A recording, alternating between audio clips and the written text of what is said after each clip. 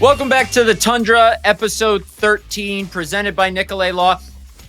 Wait for a second. Before we get started discussing the Packers win over the Vikings, be sure you're following, liking, subscribing on our YouTube channel at the Tundra GB on all socials.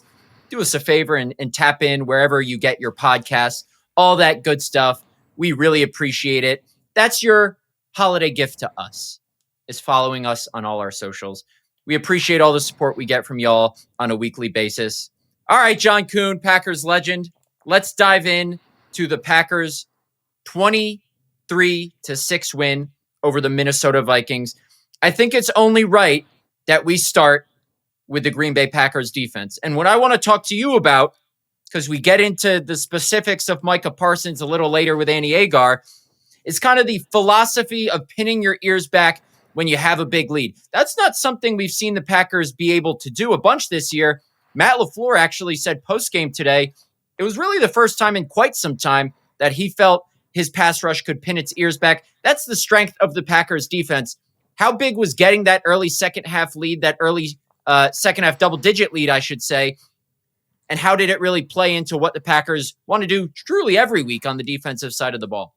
Well, I keep notes of every game, and I try and put down moments in time. Like I put little asterisks down. This turning point or big moment or a thing to, turn the tide. And I felt like, honestly, the stop that we had on 3rd and 1 and 4th and 1 in back-to-back plays earlier in the ball game in the first half was the turning point of the first half, right? It really, they were moving the ball offensively. They had gotten a field goal, and then they had started running the football against us, and it felt like they were counter-punching our defense. And it wasn't until that 3rd down and that 4th down that I felt, okay, maybe our defense now has a grip on what this Viking team is going to try and do. And sure enough, they did.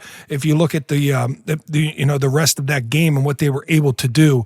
And then when they got that double-digit lead there after that muffed punt and the 5-yard, rushing touchdown, 5 yards in 2 plays touchdown that Emmanuel Wilson got, I said, man, this is an opportunity. And one thing stuck in my mind. When Micah Parsons got here to Green Bay, I remember him making a comment that the majority of sacks come on 1st and 2nd down, not 3rd down. Quarterbacks know that the pass rush is coming. They know that they're getting exotics. They know they got to get the ball out of their hand faster. But on 1st and 2nd down, you're supposed to have some semblance of respect for the running game, and that's where play action works, or maybe not coming off the ball. But when you get a double-digit lead, you go right back to taking down the ball carrier on the way to the quarterback. You've heard Jeff Hafley talk about it in the past, and you saw what that looked like today. A Packers defensive line that is attacking the quarterback and will stop the run on the way if the offense is so foolish enough to run it. I thought it was interesting. Warren Brinson, who had a couple nice plays after a stretch of healthy scratches to start the season, mentioned post-game how J.J. McCarthy is pretty much a rookie quarterback. He was a first-round pick last year, misses his entire rookie season with a knee injury, and he didn't have kind of like those on-field reps that, say, Jordan Love did behind Aaron Rodgers. J.J. McCarthy could obviously go through the mental reps behind Sam Darnold, and I'm sure he did some on-field stuff, but when you're rehabbing, it's not the same. So Brinson pointed out how Hafley was really in his bag, disguising stuff, dialing up pressures to make J.J. McCarthy feel uncomfortable. The book on J.J. McCarthy coming into this game was how inaccurate he was. I actually thought early on he had a couple of really, really nice, accurate passes. But like you said, when you get that 17-6 lead early in the 3rd quarter, when you get in some of those obvious passing situations for the Vikings, you get Micah Parsons on twists, you get Micah Parsons lining up over the center. That kind of makes a quote-unquote rookie quarterback go, whoa, what's this? And you saw a couple times J.J. McCarthy be hesitant in the pocket, have some panic checkdowns, not get rid of the ball.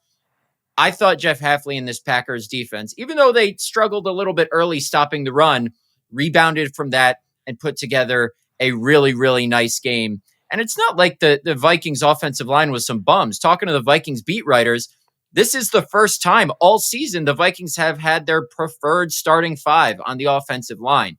And once the Packers got into some of those obvious passing situations, as Evan Williams put it, and I'm quoting this, they smelled blood in the water.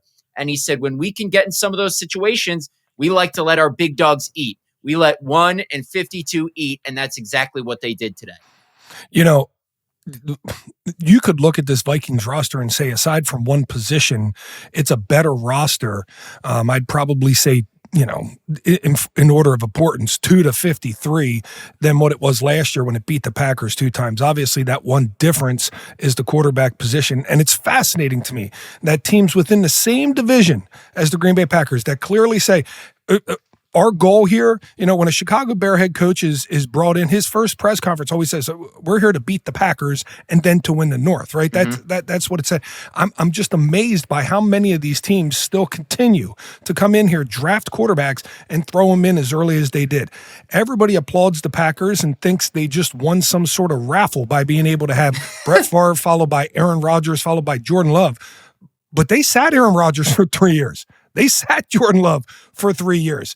J.J. McCarthy only sat last year because of necessity, because he injured himself in the preseason. They threw him right back in there this year, starting game 1, and this was only his 6th ball game. Yes, he's going to be jittery. Yes, he's going to be skittish in the backfield when you got Micah Parsons knocking over Kelly, the center, ass over teacups. He is going to be rattled back there, and that's exactly what you saw. You saw a quarterback that when our defense took the first read away in his pass progression, he didn't know how to get to his second one. That's youth, that's inexperience, and the Packers exploited it. I'm looking at my second half notes, and the first one is Nixon out for the game. So Keyshawn Nixon, who, as we've talked about a bunch on this podcast, the perception of fans toward Nixon, I think, is vastly different than the reality. Sue me for that, but I just think it is. He's had a couple rough spots, including last week against the Giants, but he goes down with a stinger in the first half, and in comes Kamal Hadden, who has not played a defensive snap in his career. 2024 6th-round pick of the Kansas City Chiefs, been with the Packers for the last 2 years pretty much, has not played a defensive snap. And that was the fear when Nate Hobbs went down. It's like, okay, you're benching Nate Hobbs and he's injured, so you're not losing a starter. But you get one injury to Carrington Valentine or Keyshawn Nixon, and now you have Bo Melton or Kamal Hadden playing, and neither of them had played a defensive snap this season before today. They go out and look. I get the pass rush gets all the plaudits, and they deserve them. And I get J.J. McCarthy isn't a great quarterback yet. And the offensive line wasn't great. But I still think we got to give credit to that duo of Carrington Valentine and Kamal Hadden. Matt LaFleur said they were outstanding, and he was really, really, really, 3 reallys proud of Kamal Hadden today. And he even said this: Kamal Hadden has made the biggest strides in his time here of any player Matt LaFleur has had in his 7 years as head coach. Wow. So if he Big goes praise. in there today, sure, he doesn't light the world on fire, but to hold his own. And for Carrington Valentine to shadow Justin Jefferson. Now I need to go back and watch the tape, see if Jefferson was open and McCarthy just didn't hit him. But Matt LaFleur says they both did an outstanding job. And quite frankly, you got to give them credit, even as much as, maybe not as much, but Micah Parsons, all those guys up front deserve the credit. But on the back end, they held their own too, wouldn't you say? Yeah, I saw at least one coverage sack, if not 2 coverage sacks in this football game. And, when you throw a guy in there who hasn't had any reps, man, you got to watch out. Normally, an offense tries to attack him right away. It speaks to Jeff Hafley's kind of prowess to be able to shelter and throw some help Kamal Hadden's way early when he went in there before they started traveling Nixon a little bit with Justin Jefferson. So I like that. But man, that's big praise. And Matt LaFleur would know, coaching a guy every single day, to know what kinds of strides he made. I mean, Emmanuel Wilson was a guy that they brought in here who, from Division II, Ben Sermon said he did not feel comfortable throwing him in a ball game, and today he just rushed for 100 yards. So to make bigger strides than what Emmanuel Wilson has, that's big speak. It is funny you brought that up, how Ben Sermons told us this week he didn't trust Emmanuel Wilson at all to put him in a game, and now here he is as the Packers' first 100-yard rusher. We're going to get a little bit into Emmanuel Wilson with Annie in the next segment, but how admirable is what he did today? We've talked a bunch about him before this year, but his shiftiness, his yards after contact stood out to me today. Maybe not the most efficient clip, in part because of some of the blocking deficiencies up front. But how often is it, John, that you can lose one of the best running backs in the league in Josh Jacobs? And if you took that jersey number off Emmanuel Wilson and put a number 8 on him, you wouldn't really be able to tell. The Packers didn't really have much of a drop-off in the backfield. I was really impressed with what Emmanuel Wilson did today in his first career start, especially for a guy, like you said, comes in as an undrafted guy out of Division II a couple years ago, and they can't trust him to block a guy or read an outside zone. Yeah, I will say this. I was impressed. I was not surprised. I anticipated this out of Emmanuel Wilson, and I'm glad that Matt LaFleur decided to play the game the way that he did. My only concern in this ball game really coming into it was if we tried to limit our running back exposure because of not having Josh Jacobs available for this football game. So then you go into the game thinking that you're going to pass more. That only opens up an opportunity for Brian Flores to dial up some packages that could potentially create sacks or turnovers in his football game. And I felt if the Packers didn't turn the football over, that they'd have a real good shot to do what they just did here. And Matt LaFleur saying, listen, Emmanuel Wilson is stepping in for Josh Jacobs. It wouldn't matter if it was him, Josh, Chris Brooks. We're going to run this football 3 yards in a cloud of dust. And for many times it was 3 yards in a cloud of dust. But you mentioned it right there, Matt. Emmanuel Wilson made a couple runs where it was him, where he made the run, bouncing it to the outside on a duo I saw once, bouncing on the outside on another gap scheme play, and then up the middle. Not only running over when he ran over Cashman at the goal line for the first touchdown, that's when I knew he was going to have himself a day. He was not going to be stopped. That was a truck stick if I've ever seen one. And then a little bit later in the game, he just shook off Van Ginkel with a spin move to turn a 2-yard run into an explosive gain. So Emmanuel Wilson was in his bag as well. One of the most memorable moments from this game, I think, when we think back on this one, is the celebration after the Evan Williams interception. Now, whenever something like that happens, I like getting to the bottom of the story of how it came to be. So I asked Evan Williams after the game how this skull celebration, everyone knows the Vikings skull chant. It's the patented skull chant. It's actually pretty cool and creates a really nice pregame game day environment when we're at US Bank every year. Evan Williams picks off an overthrow in garbage time of J.J. McCarthy. He runs down to the end zone with Haddon, McKinney, McDuffie, Bullard, and Cooper. And what Evan Williams said when I asked him was that was Javon Bullard's idea. Earlier in the week, Javon Bullard suggested the skull chant, but Evan Williams thought Javon Bullard was joking. So as they're running down, you can see on the clip Edgerrin Cooper say something to Evan Williams. And Evan Williams said that Edgerrin Cooper told him, let's all Lambeau leap. Let's all go as a team. Let's all jump in the stands. But they decided to go with a skull chant. And I'm going to read you Evan Williams' quote. After one clap, literally the whole stadium started to do it. That was pretty legendary. And just watching from this 30,000-foot view, to see everybody in that stadium doing the skull chant. Now, there was a good amount of purple, so maybe they weren't doing it. But it was a pretty unique celebration. And quite frankly, John, the Packers have been a laughingstock a couple times this year. They earned the right to troll today. And troll they did with that celebration. Yeah, and if I'd be more social media inclined, like if I gave a shit about social media, I would have taken a video of that moment because it was one of the coolest moments I had ever experienced at Lambeau Field, because they are right. Javon Bullard was clapping like this before he even got to the end zone. And by about the third clap, by about the time those 5 guys on the defense finally synced up their clap, the entire stadium was doing it. And it was such a great environment, such a great feel. And it made me think, man, that's what this is about. It's about playing with energy. It's about getting the fans involved. And that's what a really good dominant team looks like, right? The offense hasn't reached that point yet, but the defense and the way they've played in the last several weeks and throughout the majority of this football season, they have been that dominant unit that everybody can rally behind. Even the stadium did. We're going to touch on a couple more things in the next segment with Annie. We're going to touch on a crucial special teams play, dive into Emmanuel Wilson a little bit more, dive into Micah Parsons' individual performance a little bit more, and what is up with fans still finding something to haggle Matt LaFleur about. Third down run calls. I'm sure you listening to this have some, what's the word I'm looking for? Have some qualms about that. There we go. We dive into the Matt Schneidman thesaurus for that one. So stick with us as we dive into that and much more. You're listening to The Tundra. Hey guys, picture this. You're heading home from your long day at work and you're probably listening to this very podcast when your significant other gives you a call and says, hey, can you stop for some milk at the grocery store? And as you're pulling out from the grocery store, boom, you get hit in the back end, you're rear-ended. Well, listen, my first call would be to Nicolay Law because they know this moment all too well. And there's nobody else you should trust in that situation.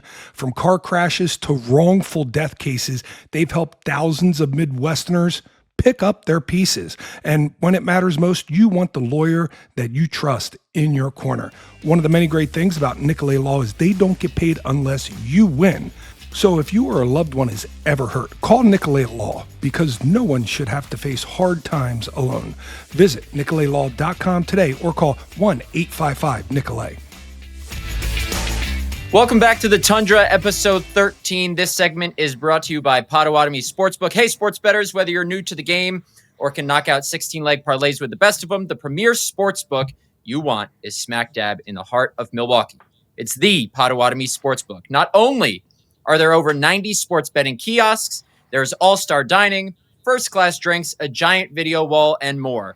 It's nothing short of awesome. Potawatomi Sportsbook, bet above the rest. Now, we are recording this. Normally we record on the Monday after a Sunday game. We're recording this on Sunday night, a couple hours after the Packers obviously beat the Vikings 23-6. The line for the Packers-Lions game coming up in a couple days, which is why we're recording early, is -3. We'll get into predictions later, but we've got Annie Agar on the show. She's back, her long-awaited return. I don't know if we're going to purposely wait for a win, I feel like, because it's more fun. Yeah, exactly. Well, it's going to be strenuous in your household this week with Packers-Lions. Maybe we can have your brother on instead of you next week, depending on what happens in the game. But I want to touch on a couple things from this game. Okay. Maybe not overreactions or not, but I think Annie Agar, who has, can I say shit? Well, I just did. Who cares? Who has shit on the Packers special teams. Rightfully so many times over the years. Annie, the floor is yours to praise Rich Bisaccia and the Packers special teams for the game-tilting play that Daniel Whelan and Zane Anderson made today in the third quarter. Special teams made a play. I tweeted that out, and then Vikings fans, of course, reminded me in the comments that it was more so on them and not on us. So thanks for that, guys. That was the game. That shifted the game. So the fact that a special teams play shifted the game for us. I saw a lot of complaints on social media. I'm sure we'll get into that about people's reaction to Matt LaFleur again and how we were a little bit more conservative. And the game was over, guys. That punt made me feel comfortable enough to say we've handled this. Let's move on to Detroit. Maybe not that confident, but that was a good special teams play for sure. And John, because you obviously played special teams a lot in the NFL. I'm assuming. I don't actually know that. Am I correct? Yeah. Yeah. So Zane Anderson said after the game how, and you know this rule, you're only allowed to really push the guy into the ball if he engages you first. So the returner engaged Zane Anderson, as he explained after the game, and that was what allowed him to kind of push Miles Price, I believe it was, the returner, into the ball. Pretty heady play there, right, from the Packers, isn't it? Yeah, and I thought it was kind of goofy out of Price. And a lot of guys do this when a ball is going into the end zone. They try and, you can fake a fair catch over to the side or you can block, but you can't do both. You can't fake a fair catch and then block somebody to try and get the ball to roll into the end zone. I always think it's safer to fake a fair catch, go to the other side, start yelling Peter to your guys so that they get away because there's other people blocking those gunners as well. So, yeah, it was a pretty boneheaded play out of Minnesota, but then Zane taking advantage of that opportunity. And what a punt out of Daniel Whelan to get that thing to check up like a pitching wedge.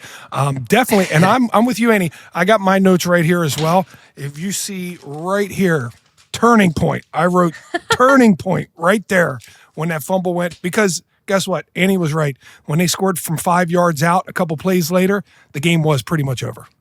It was. And Micah Parsons said after the game that play changed the entire momentum of the game. He was right. All right. This one, I say this facetiously. Annie, do the Packers have a running back controversy? I'm kidding, but go ahead. I will say, Emmanuel Wilson, man, I thought they were going to split carries a little bit more, and he looked so good. And I love Josh Jacobs. Obviously, there's no controversy. But if our run game is in the hands of Emmanuel Wilson, I feel very confident about it. He was making cutbacks, finding open lanes, like getting yardage where there was none. I was very happy with what I saw. And guys, we got to see a ton of it because Matt LaFleur, man, ran that ball into the ground. So, no, I feel really good about our run game, and I love Emmanuel Wilson, and I'm sure you guys can tell me more about him. But from what I saw from sitting on my couch at home, man, I feel very confident moving forward with whatever happens with Josh Jacobs. John, do you like the run game, Annie? Do you like the run game? Let's be honest. Do you like the run game? Not on 3rd and 1 from shotgun, John. Yeah, no, that is not. That has not been working for us. Not ideal. I don't love it either. Out of shotgun. Matt LaFleur said after the game he called the same play how many times, Matt? I don't know. I was in the locker room, so I didn't get to read through LaFleur's transcript yet. What did he say? Oh, he just said he's never called the same run play so many times in a row. Well, okay. I love sticking with the run. Maybe switch up the run play on 3rd and 1. Maybe just a little bit switch up the run play on 3rd and 1. But it was great. I thought it was great. A lot of people want to see that ball get chucked down the field, but I enjoyed that game thoroughly because guess what? The Packers controlled the football. When I talked to Matt LaFleur at half, this is what he said to me. He said, we got to possess the football and we have to take the football away. The team that possesses the football and takes the ball away is going to win this football game. Packers got 3 turnovers in the second half, and the Lions only had 15 plays of offense. I would say they did both. And John, Emmanuel Wilson's a fluid runner. We've talked about it. He just looks like a natural runner. And like Annie said, I wrote this down in my notes during the game. There were a couple times where it looks like he's just going to go up the gut, and that's blocked. And then his ability to kick it outside for, more yards than you think he would get. Those 3rd and shorts, Packers don't block anybody on those. On one of them, I think Jordan Morgan got blown by. On another, Anthony Belton, who we'll get into that, was kind of replaced Jordan Morgan, the rookie 2nd-round pick. He got blown by one of those times.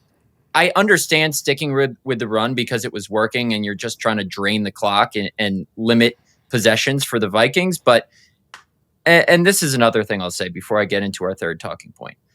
Packer fans online do not seem happy with Matt LaFleur, and I get that. But look, the New York Giants just took the Detroit Lions to overtime. The Dallas Cowboys just erased a 21-0 deficit for the Eagles' biggest blown lead in like 3 decades. It's hard to win in the NFL. The Packers just won 23-6. 23-6, a 17-point win. Finally, a blowout win you've been waiting for. And it's, why does Matt LaFleur run the ball on 3rd and short all the time? Annie, as a Packer fan, why can't they just enjoy a win? It's crazy. That's the majority of tweets that I was seeing. You would think we hadn't just dominated a division rival. And I think it just is because they're so worried about these, like you said, these powerhouses in the NFC that we have to worry about. And I get the whole, we play Detroit. It's a short week. We gotta hone in on our offense a little bit better. But just enjoy the win for a minute, guys. Give me 2 minutes to just. Oh, well, you know what? Actually, I was a part of that too because I came on and I complained about the run game. But that's beside the point. JJ McCarthy sucks. Let's just focus on that. I don't know why they give up on Sam Darnold. It's an absolute embarrassment in Minnesota, and we had a great win today. Let's just enjoy that, fans, for a minute. That's a great perspective. Why didn't they sign Aaron Rodgers? I was talking with someone about this. They would have had to give Sam Darnold a multi-year, really expensive contract. I get not wanting to do that if you only think McCarthy needs 1 year or so to develop. Yeah. If Rodgers was only going to take 1 year, why not sign him? But he does not look good. I wanted to see him against McCarthy. Chicago so badly today, by the way. So badly. Yeah, that would have been good. Bears still in first place at 8-3. That's quite the storyline here entering week 13. Stupid. Our third one, Micah Parsons. This is why they pay him. I don't know if I've seen a more impressive 2-play sequence from Micah Parsons. Michael Parsons. Micah freaking Parsons. Come on. That's how you have to address him on this show. Micah freaking Parsons. Number one for a reason. That 2-play sequence where he burns by Darisaw, who's not a bad left tackle. Well, I have to specify because he burned him a couple times around the outside, and then he lines up over center and literally knocks Ryan Kelly on his ass. That's why they pay the guy. Any reaction? Do you remember the reaction video you made after Micah got traded? And I don't care how dramatic it was. I'm sure whatever you did was worth it for what this guy does on a week in and week out basis. Have there not been several games where he has been the game changer? He's solidified. He's had the last sack, like the home run, pressure on the quarterback where like, yes, this is the end of the game. I feel comfortable. I feel safe. That is why we've paid this man. That is why we went out and got this man. Whatever Jerry says, this was a game changer for us. And the funniest thing about this, you guys, is I vividly, because I used it in my videos. I used to see Cowboys fans tweet out, Micah gets held all day and they never call it. And I used to be like, you guys are idiots. Just let the play. He gets held all day, every single day. I swear to you, every single snap, Mike, there's an arm around his neck. The man's in WWE chokehold. So I think Micah Parsons, that I vividly remember that video, Matt, and I should probably pin it to my page because I watch it maybe every other morning and just remember how happy that made me. So yeah, it's a good day to be a Packers fan with Micah on your team. John, from field level, what was it like watching what he did today? Just beyond those 2 sacks. No, he's unbelievable every game. It's come to be, for me, the way it was watching Aaron Rodgers play offense for this Packer team. You just expect greatness out of him. You just expect him to make a play, and you can focus in on him on any given play. And even if he doesn't make the play, you're wowed at what he is able to do against double teams, against triple teams. He's just a phenomenal freak athlete. He's what you get when you have a guy who just has is the ability to play football and freakish athleticism. He has both of those, and that's what it looks like. All right. Quick turnaround, which is why we're recording this early. Packers-Lions, a massive, massive game on Thanksgiving in Detroit. Hopefully the press box Thanksgiving spread is a little better than it was last time we were there on Thanksgiving. Was it not good? It was fine. Not have... But it's not quite Eileen Schneidman's Thanksgiving spread that I'll be enjoying on Friday after I fly from Detroit back to New York.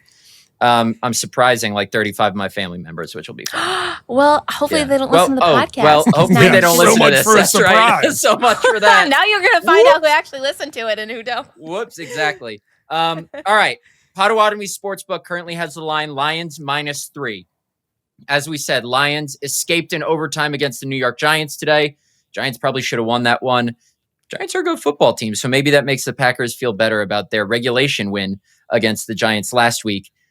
What do we got for score predictions? We're going on the spot. I have done zero thinking about this game, so maybe going off the cuff will be better. No wagers among this trio we have here at this current point. But, John, I'm going to you first. What are you thinking for this game on Thursday? I like 31-30 Packers. I like the way that they got their run game going, and it wasn't perfect. It wasn't some just 200-yard masterpiece, but just the fact that they dedicated the way that they did and moved some things around. I'm going to go with the Packers to do the sweep of the Lions this year and set themselves up for a first-place battle with the Chicago Bears the following week. Wow. Annie? I'm a little worried. This might be like a bounce back game for Detroit because they seem pretty, from Johnny's perspective, they seem pretty upset with not with the outcome, but just how they look today. Like St. Brown's been dropping passes. He just doesn't even look normal. So something's wrong with Detroit. I'll go 27 because that's our lucky number, right? Other than this week. That's been our thing. Yep. Pretty much. Let's do 20. It seems too low though. But I'll go 27-24. Packers. But that seems really low.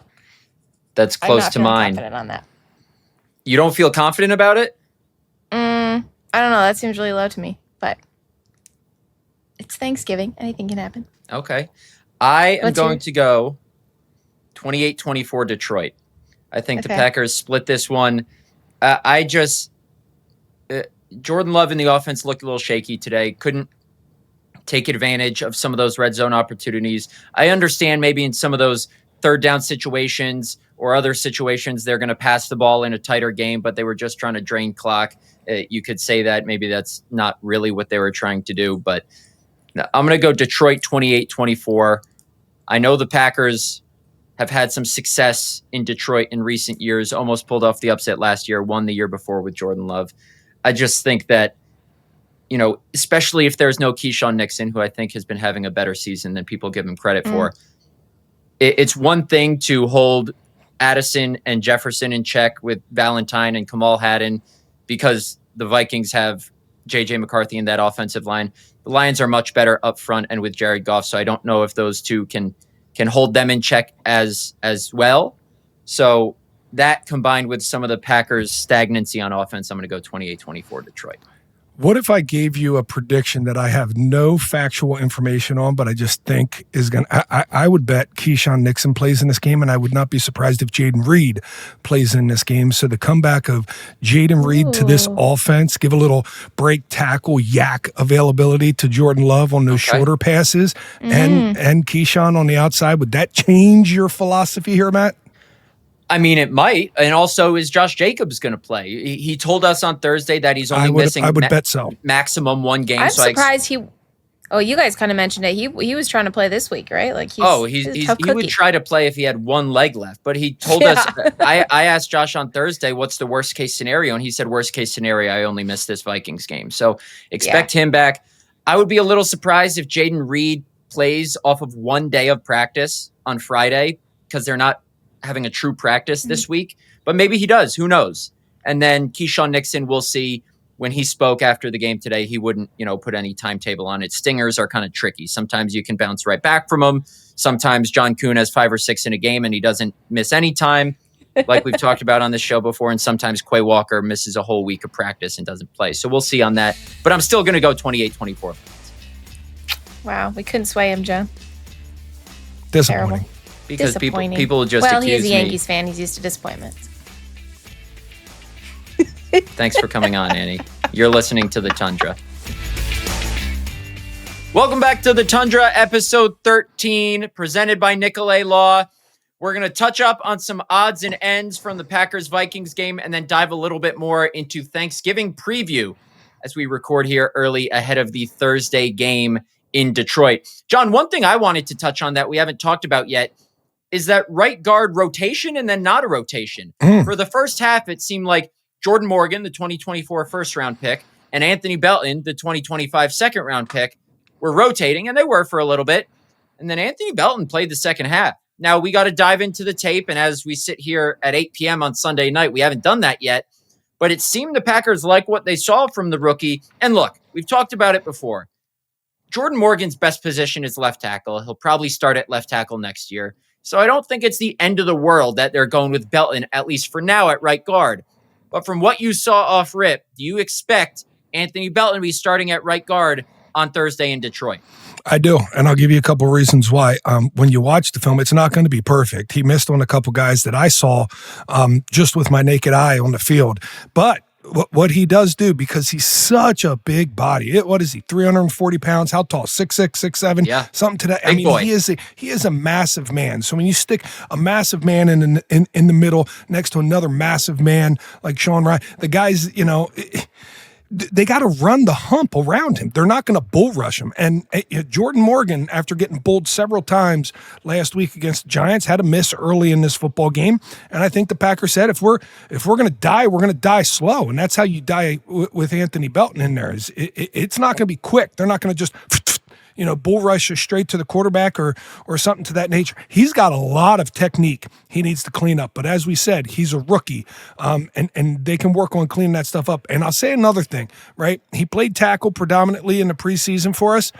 Everybody that I played with that played on the Packers offensive line played tackle in college. Josh Sitton played tackle in college. TJ Lang played tackle in college. Brian Block, they all played tackle. Heck, even Evan Dietrich Smith played tackle in college. Everybody that came to the Packers then played tackle in college before coming to Green Bay and fitting in their position. I think it might be a really good fit for this guy, especially considering what we saw the Eagles do with Mekhi Becton last year and what kind of player he turned into the middle. I think that could be a very good spot for Anthony Belton going forward. Another note on the Packers offense, Jordan Love was handing off with the wrong hand, quote unquote, on certain handoffs today because his left shoulder was still injured from last Sunday's game against the Giants. Didn't seem to impact his throwing. He got out, moved around in the pocket a little bit. You could tell there was a little bit of wincing if he fell on it or something, but I think it's one of those things where it's just pain management and he's able to play through it because it's on his non-throwing shoulder. So I'm sure they'll throw some ice on that thing before the Thursday night game, but that's the price of being a football player. All right, John, you want to hear Jahmyr Gibbs' stat line from today's game against the New York Giants? Oh, it's scary. 15 carries, 219 yards, and 2 touchdowns. 14.6 yards per carry, 11 catches, 45 yards, and a touchdown. Now, that receiving line is kind of similar to what he had in week 1 against the Green Bay Packers, how the gang tackling limited him to only 31 yards on 10 catches. But Gibbs in week 1, 9 carries, 19 yards, 2.1 yards per carry. Packers have done a good job against him on the ground. And especially if the Lions are going more Gibbs over Montgomery now, I'm confident if I'm the Packers based on how they've defended him in the past, but a little bit of a concern with how they've defended the run here over the last month. Steelers first half, Panthers full game, Giants in chunks, today early against the Vikings.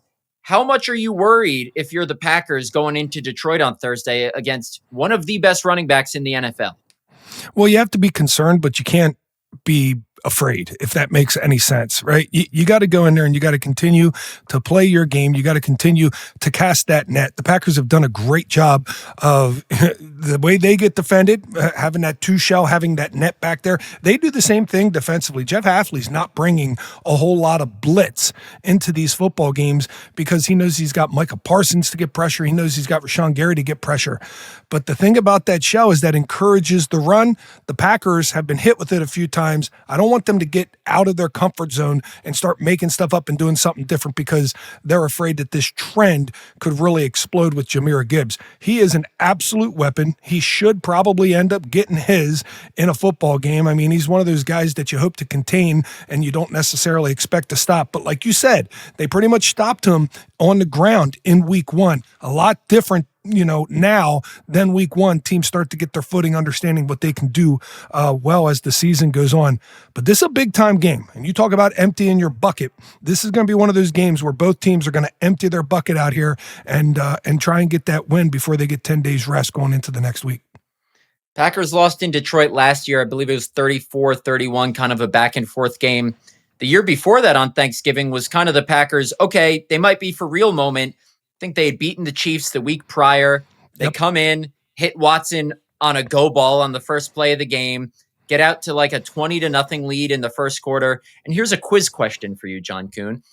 Name the player who had the fumble recovery for a touchdown early on in that game for the Green Bay Packers. It was Darnell Savage. Nope. Rashawn Gary. Nope. I think Gary Rashawn forced the fumble. Rashawn forced the fumble. I'm trying to think. It was somebody on the second level that picked it up and ran it in. I'll give you a clue. Gymnastics. That's your clue. Oh, Jonathan. Why is Jonathan Franklin in my head? It's not that. Jonathan Owens. Jonathan Owens. Big early statement there. The Lions kind of got back in the game, but it was never really close. That's the kind of thing I think the Packers need in this game is get them early, get them often, maybe take a shot early, because guess what? Today, the Packers scored an opening drive touchdown for the first time in 2 months. First time since week 4, doing so to quiet that Detroit crowd before Seven Nation Army comes on at halftime. I believe it's Jack White, the halftime show. So that'll be fun. Quieting that crowd before that. Detroit native Jack White from the White Stripes would be advantageous to the Packers squeaking out a win. But, John, look, you played for Dan Campbell. Am I correct in saying that? He was on the staff when I was down in New Orleans. I know Dan pretty well. Okay, so has the narrative shifted a little bit, do you think, that Dan Campbell always comes in and bullies Matt LaFleur regardless of where they play? Or do we still need to see another win from the Packers in order to really say, okay, Matt LaFleur has his number, as opposed to what we've seen for the majority of the last couple of years and the style in which the Lions have played against the Packers? Well, what's Dan's record against Green Bay? I need to look that up. I know Matt beat him a few times. 2021, I think 2022, he might have beat him one time. I think at one point in time they were 3-3. I think right now Matt LaFleur has an edge, like 4-3 or something like that in this thing. But Dan Campbell wants to bully you. That's the way they want to play football games. That's the way they want to win football games. So whether the notion is Dan Campbell bullies Matt LaFleur, that is what Dan Campbell wants to do. And in the first week of this regular season, they were unable to do it. Now, I will say, I remember going back to that first game of the regular season, and I remember listening to the coaches at halftime. And Dan Campbell, after getting really pushed around in that first half, said, we knew it was going to be tough. We're just fine. It's the type of ball game that we expected. He's not worried about week one whatsoever. That's why the Packers also have to not think about week one when they go into this ball game. It's going to be completely different this time. And the Packers got an opportunity to really take a stronghold over Detroit and at least their positioning with them within the division. Matt LaFleur, you said he has an edge on Dan Campbell. I think it's really close. I think it's like 5-4. No, the Packers are 3-6 against the Lions since Dan Campbell became head coach. Oof, that's not good. Dan Campbell has a big time edge, but this is a what have you done for me lately league.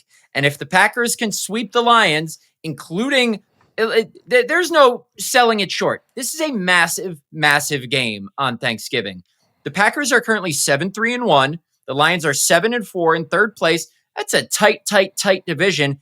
3-horse race. No margin for error in that or the entirety of the NFC playoff race, with the Bears at 8-3, Packers 7-3-1, Lions 7-4. Getting to 3-0 in the division, forget the narrative of, outmuscling the Lions again, sweeping the Lions, a statement win. Just getting a win, regardless of how it comes, would be massive on Thursday. Biggest game of the season so far, I would say. Yeah, absolutely. That's not an overreaction. That is clear as day. To win a division, which is the number one goal for this Packers team, because they haven't done it since 2021, is it? Yep. Wow. It's been some time since the Green Bay Packers have won a division. To get back on top of the NFC North, first, you got to go through the team that was the champion last year, and that was the Detroit Lions, and that is a team poised to be right in that spot once again to do it if you don't win. So, yeah, you got to take down the champs before you can become the champs, and then you can look at that upstart team from the South a little bit. That upstart team from the South, you're talking the Chicago Bears. Yeah, who leads the division. They do. They're 8-3, comeback win against the Steelers. Sans Aaron Rodgers today. I don't want to look too far ahead to that matchup because we'll talk about that on next week's pod. But the storyline of Ben Johnson and Matt LaFleur potential beef, I'm looking forward to that one. Yeah, that'll be fun. But like you said, when you have these games, and we've heard players say, "Oh, if it was a playoff game, I would have played." I'm sure Josh Jacobs will come out at some point in time this week and say, "I could have played in that game this past week if it was a playoff game." This is a playoff game. This is an empty your bucket game, and anybody that is healthy to play in this game, you play. And I'll say this, when Matt LaFleur comes to the stand and he says, it's one game at a time, that's the only thing that matters, only this game this week. That applies this week more so than any other week. So you can't save anybody that says they're good enough to play. This is a playoff game. If you're good enough to play, if you could play in the playoffs, you have to play in this one. I'm going to be watching how the Packers offensive line handles Aiden Hutchinson in this one. He had the game-ending sack against Jameis Winston and the Giants today. They stifled him in week one. It's hard to stifle a guy like that 2 times in a row.